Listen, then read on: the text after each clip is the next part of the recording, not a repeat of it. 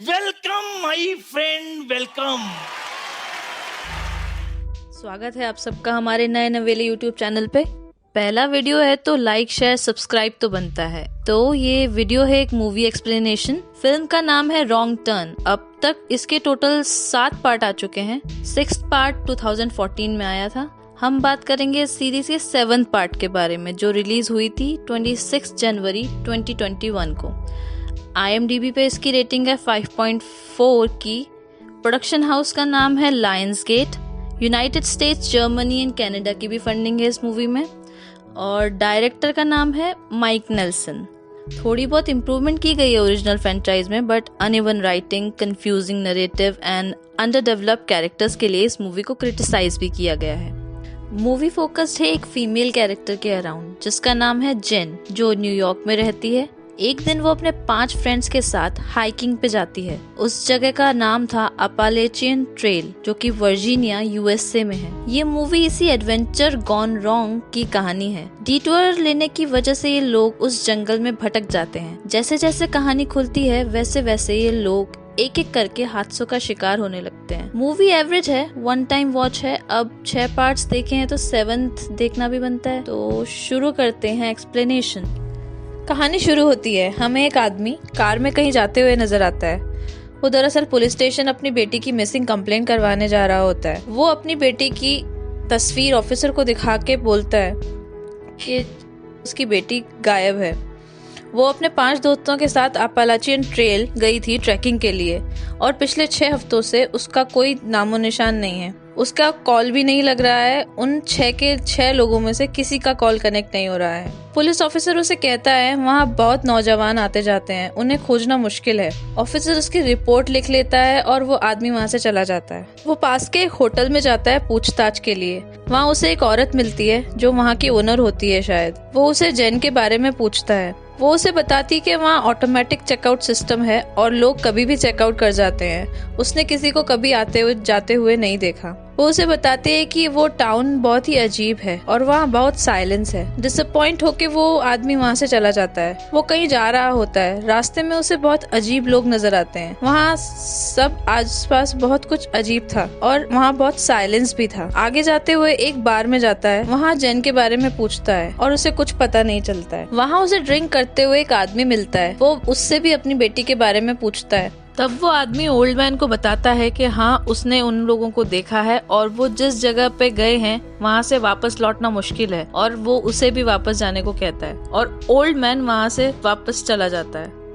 उसके बाद मूवी 6 हफ्ते पीछे फ्लैशबैक में चली जाती और हमें पता चलता है आखिर जेन के साथ हुआ क्या था। तभी हम देखते हैं जेन और उसके 5 दोस्त एक कार में अपालाचियन ट्रेल की तरफ जा रहे हैं, और तभी उन्हें एक ब्लास्ट की आवाज आती है और गाड़ी लड़खड़ाकर रुक जाती है। तभी उन्हें पता चलता है कि उनकी गाड़ी का टायर पंचर हो गया है। उसके बाद वो लोग उस टायर को बदलने में लग जाते हैं और वो लोग काफी मजे में नजर आ रहे थे, जीवन के आखिरी सुकून के पल। वो टायर बदलकर आगे बढ़ने लगते हैं। तभी हमें पता चलता है कि कोई उन पर नजर रख रहा है, दूर से उन्हें देख रहा है। उसके बाद हम देखते हैं कि वो सभी लोग एक होटल में जाके रात बिताने के लिए रुकते हैं। वहाँ जेन को एक औरत मिलती है जो उसे बताती है कि वो एक बहुत खतरनाक जगह है और माउंटेन से आगे उसे जाने से मना करती है। जेन उसे कहती है कि वो ध्यान रखेगी और वो वहाँ से चली जाती है। अगले सीन में हम लोग देखते हैं कि जेन और उसके सभी दोस्त लोग पास ही के किसी पब में पार्टी कर रहे होते हैं। तभी वहाँ पे वही आदमी आ जाता है जिससे ओल्ड मैन शुरुआत में इसी पब में मिला था, और वो उनको तमीज से बिहेव करने की सलाह देता है, लेकिन वो लोग उसकी बात नहीं मानते। उन लोगों में कुछ कहा सुनी हो जाती है। उसके बाद वो आदमी वहाँ से गुस्सा होकर चला जाता है। थोड़ी देर बाद पार्टी खत्म होने के बाद ये लोग बाहर निकलते हैं और अपनी कार की तरफ जा रहे होते हैं। तभी ये लोग अपनी कार के पास किसी स्ट्रेंजर को खड़ा पाते हैं और एडम उसके ऊपर चिल्लाता है और एक बियर की बोतल उसकी तरफ फेंकता है, और इसके बाद वो आदमी वहाँ से चला जाता है और ये लोग अपनी गाड़ी में बैठ के वापस अपने होटल चले जाते हैं। तभी हम देखते हैं कि अगली सुबह जेन जॉगिंग कर रही होती है और कुछ दूर जाकर वो एक औरत से मिलती है जो कि कुछ सामान बेच रही होती है। उसके साथ एक छोटी लड़की भी होती है जिसका नाम रूथी होता है, और वो औरत जेन को बताती है कि रूथी बहुत कम बात करती है। तब और जेन उस औरत से कुछ सामान खरीदकर वहां से चली जाती है। तभी हम देखते हैं कि ये सब हाइकिंग के लिए निकल चुके हैं और ये लोग जंगल में पहुंच गए हैं। और तभी आगे जाकर वो रास्ता बदल कर किसी और रास्ते पे चलने लगते हैं। तभी जेन को याद आता है कि होटल में उस औरत ने उन्हें दूसरे रास्ते पर जाने से मना किया है, लेकिन डेरियस और सभी दोस्त लोग उसे कन्विंस कर लेते हैं और वो लोग उस रास्ते पे चलने लगते हैं। अगले सीन में हम देखते हैं कि मीला अपने फोन से कुछ रिकॉर्डिंग कर रही है। तभी हम देखते हैं कि एक कटा हुआ पेड़ तेजी से उनकी तरफ लुढ़कता हुआ आ रहा है और ये देखकर वो लोग अपनी जान बचाने के लिए इधर उधर भागने लगते हैं। और इसी अफरा तफरी में हम देखते हैं कि उनके एक दोस्त के सर के परखच्चे उड़ चुके हैं। जैसे तैसे ये लोग आगे बढ़ते हैं और इन्हें एहसास होता है कि ये लोग भटक चुके हैं। थोड़ी देर में हम देखते हैं कि रात हो चुकी है और बहुत तेज बारिश हो रही है। तो ये लोग वहाँ पे टेंट लगाकर सो जाते हैं और सुबह होने का इंतजार करते हैं। अगली सुबह जब ये लोग जागते हैं तब इन्हें पता चलता है कि मीला वहाँ से गायब है और इन लोगों के फोन भी नहीं है और रात भर ये लोग एक कब्रिस्तान में सो रहे थे। इसके बाद वो लोग चिल्ला चिल्ला कर मीला को जंगल में ढूंढने लगते हैं। सभी लोग मीला को ढूंढ ही रहे होते हैं कि जेन को रूथी नजर आती है और वो उसको अपने पास बुलाती है। इतने में एडम वहाँ आ जाता है। एडम को लगता है कि ये लड़की में कुछ गड़बड़ है, कहीं यही तो मिली नहीं हुई है इसी सब में। तो वो एडम उस रूथी को पकड़ने के लिए दौड़ता है। इतने में एडम का पाँव फंदे में फंस जाता है और वो गिर जाता है। तभी कोई उसे चेन से गड्ढे में घसीट लेता है। सब लोग उसे बचाने की कोशिश करते हैं लेकिन एडम गायब हो चुका था। तभी जेन सभी को एडवाइस करती है कि उन्हें मदद लाने के लिए जंगल से बाहर जाना चाहिए और वो वहाँ पर अपनी टी शर्ट एक डंडे पे बांधकर निशानी के तौर पे छोड़कर चले जाते हैं। वो आगे बढ़ ही रहे होते हैं तभी उन्हें कुछ हलचल महसूस होती है। वो लोग छिप जाते हैं। इसके बाद हम देखते हैं कि दो अजीब सी पोशाक वाले आदमी एडम को लटकाकर कहीं लेके जा रहे हैं। उन लोगों ने मास्क पहने हुए।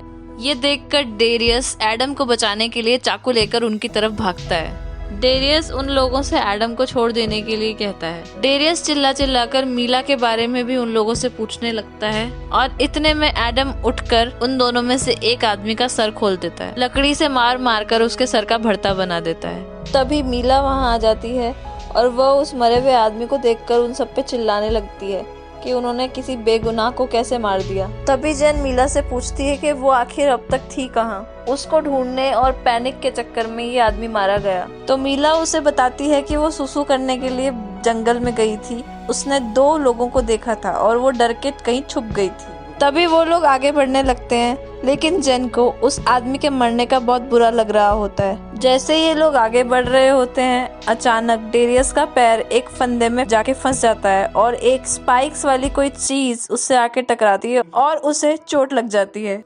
जैसे जैसे ये लोग आगे बढ़ने लगते हैं इनको मुसीबतों पे मुसीबतें मिलने लगती हैं। अचानक इन्हें हलचल महसूस होती है और बहुत सारे उसी अजीब सी पोशाक को पहने हुए लोग इनको घेर लेते हैं और ये लोग उन्हें देख के इधर उधर भागने लगते हैं। एडम के पीछे भागते भागते मीला अचानक एक गड्ढे में गिर जाती है और बहुत बुरी तरीके से घायल हो जाती है। उसे निकालने का कोई तरीका एडम को नहीं मिल रहा होता है तो वो उससे हेल्प लाने के लिए कहकर वहाँ से चला जाता है। आगे हम देखते हैं कि वही अजीब सी पोशाक वाला आदमी आकर मीला को मार देता है। बाकी बचे 3 लोग को वही अजीब सी पोशाक वाले लोग पकड़ कर ले जाते हैं। आगे हम देखते हैं जेन किसी छोटी सी जगह पर कैद है। फिर वहाँ पर वही औरत आ जाती है जिससे जेन सुबह जॉगिंग करते वक्त मिली थी। वो उसे खाना देती है और उसको वहाँ से बाहर निकालती है। फिर जेन देखती है कि उसके बाकी के दोस्त भी वहीं पे कैद हैं। फिर इन सब के मुंह पर कपड़ा बांधकर वही अजीब सी पोशाक वाले लोग इन्हें उठाकर ले जाते हैं अपने कबीले में। वो लोग इन सभी को पकड़कर अपने कबीले की अदालत में लेकर आए हैं। तभी उस कबीले का सरदार उन सब से कहता है कि उनके किसी आदमी को उन्होंने बेवजह मार दिया है। तभी एडम और डेरियस उसको सफाई देने लगते हैं कि वो उनसे गलती से मर गया, लेकिन वह सरदार उन लोगों की कोई बात नहीं सुनता है। वो उनसे कहता है कि उन्होंने जुर्म किया है और उसकी सजा उन्हें जरूर मिलेगी और वो लुइस की आंखों में गर्म सलिए घुसाकर उसकी आंखें जला देता है। उसके बाद वो एडम से बोलता है कि वो उसे उसी तरह मारेगा जैसे उसने उनके आदमी को मारा है और वो एडम के सर पे मार मार के उसके सर का भरता बना देता है। तभी बचते हैं सिर्फ जेन और डेरियस। तो जेन अपनी जान बचाने के लिए उस सरदार से कहती है कि वो उससे शादी करने के लिए तैयार है, बदले में उसे उनकी जान बख्शनी होगी और वो हमेशा के लिए उसके साथ रहने के लिए तैयार है। और साथ में डेरियस भी वहीं उसके साथ रुक जाता है और वो वहाँ रहने लगते हैं। और दूसरी तरफ हम देख जेन के फादर, वो ओल्ड मैन, अपने 2 दोस्तों के साथ अपैलेचियन ट्रेल की तरफ निकलते हैं जेन की तलाश में। तभी एक ट्रैप में फंसकर ओल्ड मैन के साथ आए उसके 2 दोस्त मारे जाते हैं। इसके बाद वो ओल्ड मैन जैसे तैसे वहाँ से निकलता है और उस कबीले तक पहुँच जाता है जहाँ जेन है। जेन पूरी तरह से बदली हुई दिख रही थी। वो ओल्ड मैन उसका बिहेवियर देखकर चौंक जाता है और कबीले का सरदार जेन के फादर को बंदी बना देता है और एक जगह कैद कर देता है। तभी हम देखते हैं रात हो जाने के बाद जेन अपने फादर के पास उन्हें बचाने के लिए आती है। तभी वो उससे पूछते हैं कि ये सब क्या चल रहा है और वो वहाँ पे क्या कर रही है। तभी जेन उसने बताती है कि उनकी जान बचाने के लिए ही उसने उन्हें नहीं पहचाना और जेन अपने फादर को निकाल कर जैसे तैसे वहाँ से भागने लगती है। तभी जेन वहाँ पे लुइस को देखती है जिसकी आंखें फोड़ दी गई थी और वो उसकी तकलीफ से परेशान होकर उसे गोली मार देती है। तभी वो डेरियस से भी चलने के लिए कहती है, लेकिन डेरियस वहाँ से जाने से मना कर देता है क्योंकि उसको वहाँ पे अच्छा लग रहा होता है और जेन अपने फादर को लेकर वहाँ से निकल जाती है। आगे जाते हुए जेन को वही औरत मिलती है और वो उस पर हमला कर देती है। जैसे तैसे उसको मारकर जेन और उसके फादर आगे बढ़ते हैं। आगे जाकर उन्हें वही आदमी भी मिलता है जो पब में आया हुआ था और वो उनकी हेल्प के लिए वहाँ आया होता है। उन कबीले वालों को दूर रखने के लिए ये लोग वहाँ पे आग लगाते हैं और एक गाड़ी से वहाँ से चले जाते हैं। अगले सीन में हम देखते हैं कि जेन और उसके फादर अपने घर पहुंच चुके हैं। जैसे ही जेन अपने घर के अंदर जाती है वो वहाँ पे उसी कबीले के सरदार को और रूथी को डाइनिंग टेबल पे बैठा हुआ पाती है। वो उस सरदार को देखकर चौंक जाती है। तभी जेन की माँ उसे बताती है कि ये दोनों उनके नए पड़ोसी हैं। जेन उस सरदार को देखकर बहुत डर जाती है और वो उससे कहती है कि वो उसके साथ चलने को तैयार है, लेकिन बदले में उसे उसके घर वालों को छोड़ देना होगा, उनको कोई नुकसान नहीं पहुंचाना होगा। तभी हमें पता चलता है कि सरदार के वहां आने का असल कारण क्या है। असल में जेन प्रेग्नेंट होती है और वो अपने बच्चे की वजह से ही जेन को वहां से लेने आया होता है। तभी हम अगले सीन में देखते हैं कि जेन उसके साथ गाड़ी में बैठकर जा रही है। तभी हम देखते हैं कि गाड़ी आगे जाकर पेड़ से टकरा जाती है और जेन बाहर निकलकर उस कबीले के सरदार और उसके साथ आए हुए आदमी को मार देती है। और ये सब रूथी भी वहाँ खड़ी हुई देख रही थी। रूथी और जेन वहाँ से चलना शुरू कर देते हैं और मूवी यहीं पे एंड हो जाती है। तो ये थी रॉन्ग टर्न पार्ट 7। वीडियो कैसा लगा कमेंट में बताएं। Please like and share the video and subscribe the channel.